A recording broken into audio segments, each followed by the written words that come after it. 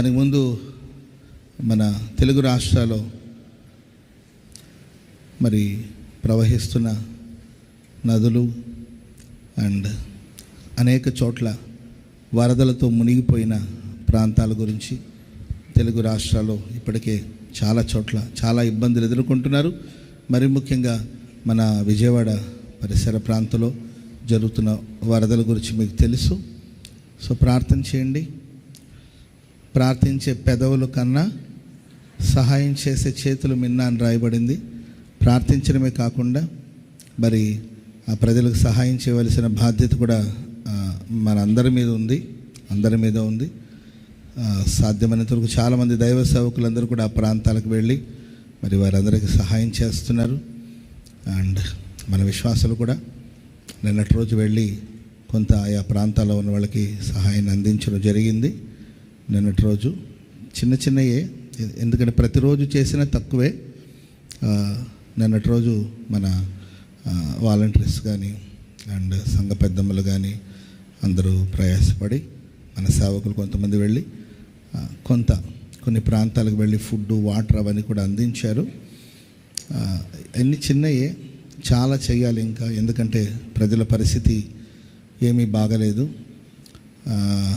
మన మందిరం కూడా విజయవాడలో యనమల కుదురులో మన మందిరం కూడా వాటర్తో మునిగిపోవడం, కింద సెల్లార్ అంతా కూడా వాటర్తో నిండిపోవడం, నేను ఓల్ నైట్ ప్రేయర్ కూడా జరగలేదు.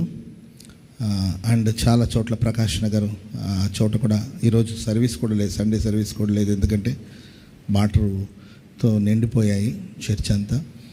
అండ్ చాలామంది విశ్వాసులు చాలా ఇబ్బందులు ఉన్నారు, ఫుడ్ లేక. నిన్న మన పాస్టర్స్ చెప్తున్నారు, నీళ్లు కావాలి, ఫుడ్ లేకపోయినా పర్వాలేదు, నీళ్లు కావాలి, వాటర్ కావాలని పరితపిస్తున్నారు. సో ప్రార్థన చేయండి. సాధ్యమైనంత వరకు మీకు అవకాశం ఉంటే ఖచ్చితంగా సహాయం చేయండి. వెళ్ళి మనకు తోచింది, మనకు సాధ్యమైనది మన విశ్వాసులు టీమ్గా వెళ్ళి చేస్తున్నారు.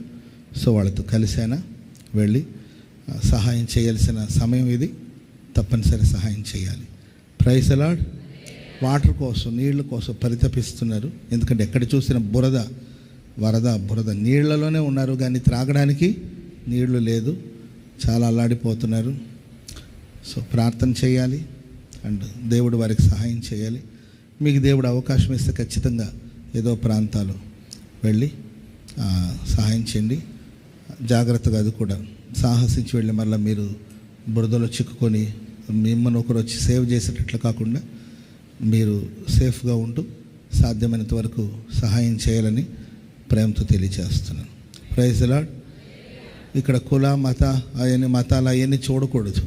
క్రైస్తవులకి హెల్ప్ చేస్తాం అట్లా కాదు, అందరూ మన వాళ్ళే, చూడండి తెలుగు వాళ్ళే, అందరికీ మనం హెల్ప్ చేయాలి. అక్కడికి వెళ్ళి క్రైస్తవులైనా మీరు అని అట్లాంటివి కాదు, అందరికీ ఏ భేదం లేకుండా సాధ్యమైనంత వరకు అందరికీ సహాయం చేయాలని కూడా ప్రేమతో తెలియజేస్తా ఉన్నాను.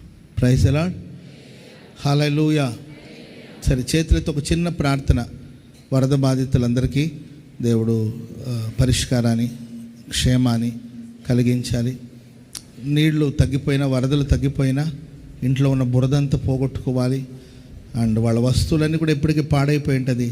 వాళ్ళు వండుకునే పాత్రలు కావచ్చు, వస్తువులు కావచ్చు, అన్నీ పాడైపోయి ఉంటుంది. మరలా అన్నీ క్రొత్తగా, బండ్లన్నీ నీట మునిగిపోయి ఉంటాయి, ఆటోస్ అన్నీ నీటిలో మునిగిపోయి ఉంటుంది, వెహికల్స్ అంతా పాడైపోయి ఉంటుంది. మరలా వాళ్ళు ప్రారంభం నుండి అన్నీ ప్రారంభించుకొని వాళ్ళకి కావలసిన వస్తువులు, సామాగ్రిలు అన్నీ దేవుడు దయచేసి పూర్వ మహిమ నా ప్రజలకు దేవుడు దయచేసేటట్లుగా, పోగొట్టుకున్న వాటన్నిటిని దేవుడు తిరిగి దయచేసేటట్లుగా, మరి గవర్నమెంట్ హెల్ప్ చేస్తున్నా అది అందరికీ అందాలి. దేవుడు సహాయం చేయాలి. చేతులైతే అందరూ మనసారా. ఇప్పటికీ వర్షాలు ఆగలేదు, వర్షం కురుస్తూనే ఉన్నాయి. దేవుడు ఒక పరిష్కారాన్ని కలిగించాలి. ప్రేమగల ప్రభువా స్తోత్రం. కృపతో జ్ఞాపకం చేసుకోండి.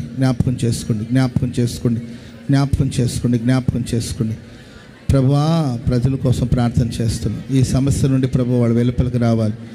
దేవా, వారిని ఆదుకోండి, ఆదరించండి, బలపరచండి. వాళ్ళు కోల్పోయిన ఎన్ని మరల తిరిగి సంపాదించుకోవడానికి సహాయించండి. ఘనమైన కార్యాలు చేయండి. ఆశీర్వదించి దీవించండి. యేసు నామమున ప్రార్థిస్తున్నాం తండ్రి, ఆమేన్.